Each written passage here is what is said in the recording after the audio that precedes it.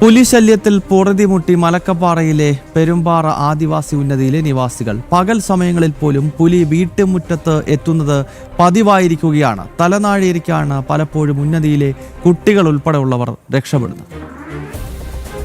പുലിയെ പേടിച്ച് വീടിന് പുറത്തേക്ക് പോലും ഇറങ്ങാനാവാത്ത ഒരു കൂട്ടം മനുഷ്യർ. മലക്കപ്പാറ പെരുമ്പാറ ഊരിലെ ജനങ്ങൾക്കാണ് ഈ ദുർഗതി. പകലെന്നോ രാത്രിയെന്നോ വ്യത്യാസമില്ലാതെ പുലികൾ ജനവാസ മേഖലയിലേക്ക് ഇറങ്ങിയതോടെ വലിയ ആശങ്കയിലാണ് ഇവിടുത്തെ ജനങ്ങൾ. പകൽ സമയങ്ങളിൽ പോലും പുലി വീട്ടുമുറ്റത്തെത്തുന്നത് പതിവായി മാറിയിരിക്കുകയാണ്. തലനാരിഴയ്ക്കാണ് പലപ്പോഴും കുട്ടികളടക്കമുള്ളവർ രക്ഷപ്പെടുന്നത്.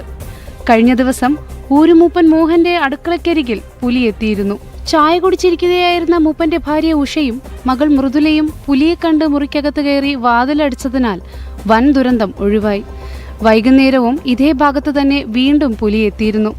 വളർത്തുനായയുടെ കുരകേട്ട് ഊരുമൂപ്പൻ എത്തിയപ്പോൾ സമീപത്തെ മരത്തിൽ നിന്നും കുരങ്ങനെ പിടികൂടി പോകുന്ന പുലിയെയാണ് ഇവർ കണ്ടത്.